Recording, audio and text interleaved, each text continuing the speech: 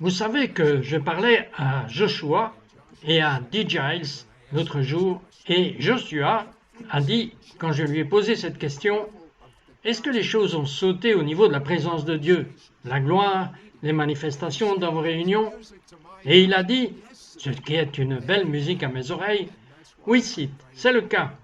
Et c'est pourquoi je les ai invités tous les deux. Et je dois vous dire que beaucoup d'entre vous ne connaissent pas ce couple, mais en fait, moi non plus, je ne savais pas beaucoup de choses sur Dee, comme je le sais en ce moment, mais Joshua, c'était toute sa vie.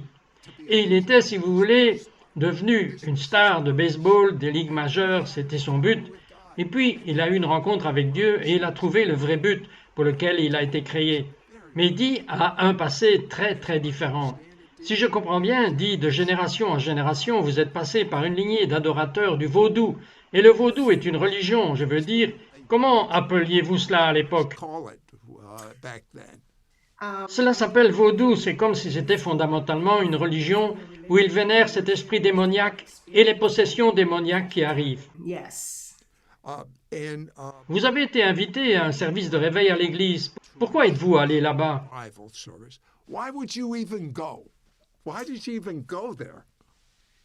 Vous savez quoi, maintenant que je regarde en arrière, Dieu m'attirait. Il m'attirait vraiment parce que je ne serais pas allé habituellement et je suis tellement contente d'avoir répondu à l'appel parce que je n'ai jamais connu Dieu comme cela avant. Dites-moi juste, vous entrez chargé, disons-le, chargé de démons. Je suis étonné qu'il vous laisse même entrer par la porte. Vous entrez là-bas. Dites-moi comment c'était. Qu'est-ce que vous avez fait comme expérience que vous n'aviez pas vécue dans le vaudou? Wow, alors quand je suis allé et qu'ils ont commencé à adorer, j'ai juste ressenti la présence incroyable, presque comme si quelqu'un me tenait. J'ai commencé à adorer avec eux et pendant que j'adorais, c'est comme si je pouvais sentir la chaleur du Christ autour de moi. Et j'ai juste commencé à pleurer et je n'avais jamais vraiment senti cela avant. Et je pleurais et c'était de l'amour. C'était un incroyable sentiment puissant. Et cet amour vous a amené à recevoir le Messie. Et puis vous avez commencé à devenir vraiment sérieux, et à prier et à jeûner. Et vous avez commencé à développer des dons de l'esprit. Et puis vous avez rencontré Joshua. Et vous étiez tous les deux amis. Et puis vous avez réalisé que Dieu voulait plus que de l'amitié. Et vous vous êtes mariés. Mais vous avez eu des batailles avec le démoniaque. Il n'était pas content de vous perdre. Mais Dieu a gagné, comme il le fait toujours. Et vous avez trouvé que vous aviez même un don pour aider les gens à sortir de choses comme le vaudou et la sorcellerie. Mais le chef principal de votre famille, c'était votre père. Et vous n'avez pas eu beaucoup de succès avec lui. Je suppose qu'il était assez contrarié que vous soyez parti de l'artisanat familial. Oh oui, c'était une bataille depuis le premier jour. Il y avait une bataille dans le royaume de l'esprit. Nous ne pouvions pas nous entendre. C'était juste des troubles dans la famille. Et je comprends que cela a duré pendant environ 10 ans. Qu'est-ce qui a tout changé? Oh, nous avons prié, j'ai prié, nous avons prié, je veux dire, nous avons abandonné. Et au moment où j'ai eu envie d'abandonner, j'ai commencé à me réveiller avec le Seigneur qui faisait vraiment pression sur moi pour continuer à prier. Et il y avait une prière spéciale. J'ai prié, j'ai dit, Seigneur, envoie les ouvriers parce que j'ai dit, s'il ne l'entend pas de moi, j'ai prié pour qu'il l'entende de quelqu'un d'autre qui aurait croisé son chemin. Mais je n'ai jamais renoncé à lui parler du Messie. Et puis un jour, nous avons reçu un appel incroyable, et je n'oublierai jamais le son de cet appel. C'était mon père qui avait donné sa vie à Christ, et je pouvais entendre en arrière-plan, c'était notre cousin qui a appelé et qui a dit « Ton père vient de donner sa vie à Christ ». Et il y avait une prière guerrière à l'arrière, et vous pouviez entendre le bruit des gens qui priaient, parce qu'il y avait un rassemblement de prières près de la maison, et il était là, et c'est là qu'il a donné sa vie au Seigneur. Vous savez qu'il y a des gens qui regardent en ce moment et que si quelqu'un demande « Ok, avez-vous renoncé à la venue de vos parents au Seigneur? Avez-vous abandonné vos enfants? Avez-vous abandonné que votre conjoint vienne au Seigneur? » Et qu'il dirait « Non, mais ils sont désespérés pour certaines personnes. Que leur diriez-vous? » Mon Dieu, je dirais « N'abandonnez pas. » Oui, notre Dieu est un Dieu qui répond à la prière et peu importe à quoi cela ressemble, cela peut être long pour nous. Ce n'est pas long. Il y répondra en temps voulu à la bonne saison. Et quand il a répondu à cette prière pour moi, toute ma famille, mes sœurs, mes frères, ceux qui ne connaissaient pas le Christ ont connu le Messie. C'était comme un truc de type domino. Alors, n'abandonnez pas, continuez d'appuyer, de prier, parce que c'est ce que l'ennemi veut, que vous arrêtiez de prier. Mais si vous continuez à faire confiance et continuez d'avancer, vous verrez sa main dans votre vie. Parce que je me souviens d'elle, plusieurs fois se réveillant au milieu de la nuit avec le fardeau de son âme sur elle. Et elle se réveillait et disait « Je dois prier pour mon père en ce moment. C'est tellement lourd. » Alors nous savions qu'il y avait une bataille en cours et que Dieu gagnait du terrain. Nous n'avions qu'à faire la prière en parlant de la vie dans l'esprit, parce qu'il n'y a pas de distance dans le royaume de l'esprit. Et Dieu commencera à le faire, et nous avons eu l'expérience de cela. Je veux dire, c'est puissant, c'est une personne qui a dit qu'elle ne voulait rien entendre du Messie, qu'elle ne voulait rien avoir avec le Messie du tout. Et maintenant, il est tout épuisé de vivre sa vie, et c'est incroyable. Eh bien, vous savez, je peux un peu assimiler ça au baseball. Dans le baseball, vous savez cela, Joshua. 3 frappes et vous avez raison. Et les gens utilisent cette phrase tout le temps. Mais dans le royaume, vous ne battrez pas à moins que vous arrêtiez de balancer. Alors, n'arrêtez pas de balancer. Joshua, il y a environ 1 an de cela, vous m'avez dit que vous aviez eu la visite d'un ange. Dites-moi ce qui s'est passé. Oui, donc j'étais sur le point de rompre. J'étais extrêmement frustré par ce que je voyais à l'intérieur de l'Église. Juste la persécution et tout. Et j'ai dit à Dieu, j'en ai fini, j'étais en colère. J'ai levé les mains et j'ai crié à Dieu, j'en ai marre de cela, je ne veux plus faire cela. Et cette nuit-là, un ange m'a rendu visite et j'ai pu entendre la conversation qu'il avait avec Dieu. Et c'était sauvage dans mon cœur et j'ai commencé à crier, envoie-moi, envoie-moi, envoie-moi. Et puis l'ange s'est tourné et m'a regardé, il a dit, tu auras un ministère, tu l'appelleras Firebrain Global. Tu provoqueras un réveil et cela commencera à Orlando, dans le nord de l'État de la Caroline du Sud, en Floride du Sud, et s'étendra aux nations. Et je me souviens de ce moment immédiatement après la fin de cette expérience que la dépression, le poids de juste ces ordures qui étaient sur moi la nuit précédente avait complètement disparu et j'avais tout un nouveau sens de la vie à la poursuite de Dieu. Et il vous a dit comment cela s'appellerait dans ces 3 points chauds. Oui, le réveil, c'était tellement incroyable parce que quand j'entendais cela, il a dit « J'ai mis le son de l'éveil en toi ». Et je me disais « Waouh, c'est puissant ». Il a dit alors « Comme tu commenceras à servir et à prophétiser et à fonctionner simplement et à couler dans l'esprit, un peuple sera éveillé à la réalité de la sainteté, la réalité du Messie. Et les manifestations de ma gloire auront lieu. Et donc chaque chose que nous avons créée à partir de l'album, pour que vous le sachiez, service à l'émission de télévision ISN, c'est le réveil. Nous nous y sommes collés. Et maintenant, les 3 points chauds. Quels sont ces 3 domaines encore? Orlando, Floride. Il a dit que ce serait le numéro 1. Puis il nous a dit dans le nord de l'État de la Caroline du Sud, où nous sommes maintenant. Puis dans le sud de la Floride, autour de la région de West Palm. Ok, maintenant 1 semaine avant que vous n'alliez au premier endroit à Orlando, Floride, vous avez eu un rêve. Quel était ce rêve? Oui, j'ai fait un rêve que j'étais dans l'établissement où nous étions. Et je me disais, oh mon Dieu, cet endroit est plein à craquer. Qu'est-ce qui se passe? Et j'ai reconnu que c'était le service que nous avions dans quelques semaines. Et j'ai commencé à voir ce que Dieu allait faire. Et j'ai juste commencé à vraiment ressentir juste un fort poids tangible de sa gloire. Je me suis dit, ça va être dynamique, explosif. Je savais que ça secouerait la ville. Et lorsque je suis sorti de cela, je l'ai dit à ma femme. Et elle était comme, oh mon Dieu, je le ressens dans l'esprit. Les gens autour de nous, notre équipe en Caroline du Sud, ils le sentaient. Ils ont tout laissé tomber. Ils ont dit, nous y allons, nous ne le raterons pas. Et donc, quand nous y sommes allés, c'était une explosion de sa présence dans ce service. Décrivez ce qui s'est passé. Nous sommes allés là-bas, c'était tellement chargé que les gens faisaient la queue à la porte à 17h pour un service de 7h. C'était puissant, c'était incroyable. Même les policiers que nous avions là-bas, ils regardaient et voyaient ce qui se passait. Donc, c'est toujours incroyable de voir Dieu les toucher aussi. C'est bon, on dit, si c'était un appel du ciel.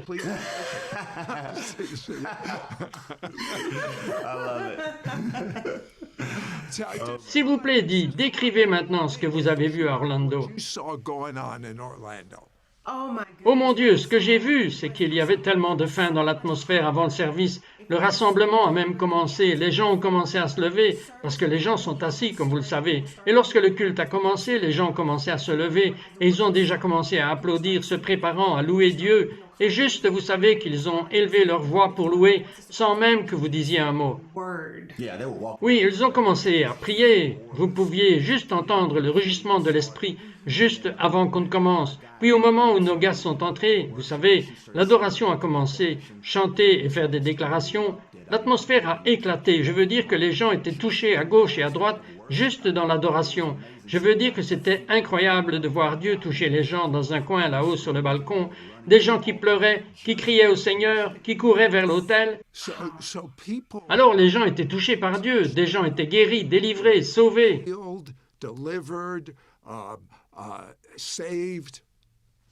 Tous les trois, oui, c'était incroyable. Je vous parle de ce couple. Oui, en fait, pendant le service, il y avait un couple qui est venu. Un couple qui était, comment diriez-vous, qu'ils vivaient un style de vie gay. Et ils sont venus. Et lorsqu'ils ont demandé la prière, j'étais comme, vous savez, je leur ai demandé ce qui se passait ici. J'étais comme vous, les gars, vous êtes liés. Et ils ont dit, non, vous savez, nous sommes partenaires. Et lorsque j'ai commencé à leur parler, je leur ai dit comment ils doivent vivre pour le Christ et comment cela doit changer et comment ils les aiment. Et ils ont abandonné et ils ont commencé à être déchirés. La délivrance a commencé à avoir lieu et ils ont commencé à demander « Pourriez-vous prier pour moi? Pourriez-vous m'aider dans ce domaine ?» Et ils ont juste commencé à pleurer. Et puis je leur ai demandé s'ils connaissaient le Messie comme leur Seigneur et Sauveur. Ils ont dit non. Et je les ai conduits dans une prière de salut et ils ont donné leur vie au Christ. C'était puissant. Then and there, I led them in a prayer of salvation, and they gave their lives to Christ. Powerful.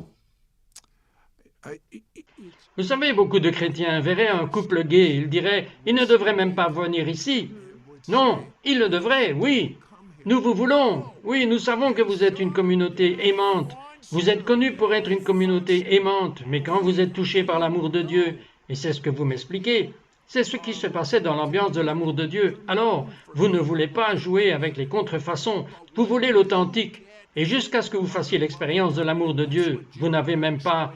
J'ai pourtant connu l'amour. Joshua, vous m'avez dit que vous aviez utilisé le terme que je n'avais en fait jamais entendu auparavant dans ce contexte. Vous avez dit que vous scanniez le public et que vous voyez quelque chose. Expliquez-moi. J'aime comprendre comment les dons fonctionnent chez différentes personnes. Oh, absolument. Quand je priais, j'ai dit, « Dieu, comment puis-je faire un ministère? Que dois-je faire ?» Et il a dit, « Je veux juste que tu regardes et que tu sois guidé par l'Esprit et je te montrerai. » J'ai pensé, « Ok, j'ai besoin de plus d'instructions que cela. » Vous savez comment parfois Dieu vous dit juste de faire un pas d'obéissance. J'ai pensé, « Eh bien, essayons. » Et je n'oublierai jamais, debout sur scène la première fois en faisant cela, et j'ai juste commencé à regarder par-dessus la foule, et je voyais des choses commencer à se produire pour les gens. J'avais des paroles de connaissance sur eux, où je voyais des aspects spécifiques de leur vie, qui étaient le point d'entrée de leur cœur, parce que nous voyons en partie, nous prophétisons en partie, et alors Dieu ne téléchargera pas un paragraphe entier, et vous donnera juste une petite idée, comme si leur mère avait mal à la maison, et elle est malade, et vous dites « Votre mère a mal à la maison », et ils disent « Oui », et alors ils pleurent, leur cœur est ouvert à recevoir, et alors la prophétie commence à couler encore plus. Et donc je vais littéralement scanner la foule, et ce que j'aime à ce sujet, c'est que quand Dieu met en évidence les gens, je sais que ce n'est pas seulement pour l'individu, mais cela va éclater dans l'atmosphère, parce que si vous avez 1 millier de personnes là-bas, vous ne pourrez pas aller vers chacun, et vraiment sortir quelque chose sur ces gens. Combien avez-vous de personnes dans ces réunions? Près d'1 millier? Oui, 1 millier. Mais ce n'est même pas votre ville. Non. Mais comment pouvez-vous avoir 1000 personnes qui font la queue pendant des heures avant le début de votre première réunion? Oui, c'était sauvage. Nous avons pris l'avion la veille et je veux dire que nous avons fait une promo qui a obtenu plus de 800 000 vues dans la ville. Et nous avons littéralement déclaré la puissance, la gloire, la présence, sans entrave, sans filtre. Nous n'essayons pas d'utiliser tout ce que vous connaissez, des trucs de marketing, et nous étions comme si c'était légitime. C'est ce qui se passe. Vous serez guéris, délivrés, libérés, et les gens l'ont juste pris. Le nombre de personnes d'origine et de dialectes différents que vous ne verriez pas à l'église, qui venaient les mains levées en pleurant à l'autel, c'était incroyable. Yeah. Dis, j'en sais moins sur vous que j'en sais sur Joshua. Je sais comment fonctionnent ces dons. Je sais que vous êtes une adoratrice de Dieu, mais comment fonctionne votre don? Alors comment il fonctionne? Dieu me donne juste une parole aussi, et je commence juste à chanter, ou parfois j'entendrai juste, je regarderai quelqu'un, et je pourrai voir probablement de l'anxiété, et puis dès que je commence à chanter sur lui pour le libérer, il va juste commencer à pleurer littéralement. Les larmes vont commencer juste à couler, et la délivrance commence réellement à se produire. Et plus je chante, et plus cela m'est révélé. Et si j'arrête, quelque chose s'arrête. Mais plus je chante, c'est comme si c'était révélé. Et je peux continuer juste quand je prie pour eux. C'est juste que la parole sort, mais cela coule à travers les chants.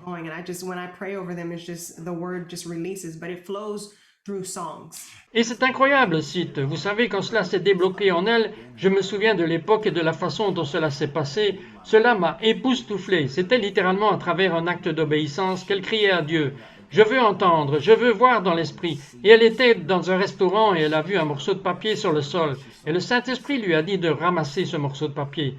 Elle a pensé, mais ce n'était pas le mien, pourquoi le ramasser? Mais elle l'a fait. Et au moment où elle l'a fait, elle a senti quelque chose se déverrouiller à l'intérieur d'elle. Et puis elle a commencé à rêver qu'elle avait des paroles de connaissance et que le don a commencé à fonctionner. Mais c'était incroyable. Un petit acte d'obéissance a déverrouillé ses oreilles dans l'esprit. One small act of obedience unlocked her ears in the spirit. Eh bien, je suis connu pour cela. Je voudrais m'être dit sous les spots. Je voudrais que vous vénériez Dieu et je crois que certaines paroles vont couler de vous deux. And I believe that some words are going to flow from both of you. Amen. Amen. Thank Amen. you, Jesus. Merci Jésus. Thank you, Lord, you're so good. Lord, you're so good. We give you all the glory. Lord, you're so good. We give you the glory, Jesus. God. Lord, you're so good. Lord, you're so good. We give you all the glory. Lord, you're so good. He's touching you right now. He's healing you right now. He's wiping every tear. He's healing you right now. I hear the name Amy. Amy, he's touching you right now. He's healing you right now. You're no longer bound. He's healing you right now. Jesus. Wow. He's touching you right now. He's touching you right now. He's healing the heart right now in the name of Jesus. He's healing you right now. He's healing you right now. Even from bitterness right now in the name of Jesus. He's uprooting it right now. I see freedom coming down. Freedom flows right now. Thank you, Jesus. Freedom flows right now. I'm seeing Je vois une éruption dans l'esprit qui est libérée en ce moment. Beaucoup d'entre vous ont résisté à un point de percée. Je vois les eaux de l'Esprit Saint inonder votre ventre, brisant chaque chaîne, chaque résistance que Satan a placée devant vous pour vous empêcher d'aller plus loin en Dieu. Je déclare sur votre vie une percée au nom puissant de Jésus et je déclare que chaque attaque de l'ennemi, chaque parole qui a été prononcée dans le royaume de l'Esprit pour vous empêcher d'avancer est annulée par le pouvoir du sang de Jésus. Qu'il y ait un changement dans l'atmosphère au cours de votre vie pour vous emmener plus profondément dans sa présence. Au nom puissant de Jésus. Harold, je vois que votre esprit est en train de se libérer. Je vois que votre esprit est en train d'être défini pour vous, partiellement. Je vous vois en ce moment. Dieu libère votre esprit des malédictions générationnelles, iniquités générationnelles qui essayent de réclamer votre réalité de la façon dont vous voyez Dieu. Je vois Arnold, vous êtes délivré en ce moment, au nom de Jésus. J'ai entendu des douleurs abdominales. La douleur abdominale disparaît maintenant au nom de Jésus. Imposez simplement les mains sur vos abdominaux, votre ventre, et le Seigneur vous guérit en ce moment, Au nom puissant de Jésus. In the mighty name of Jesus.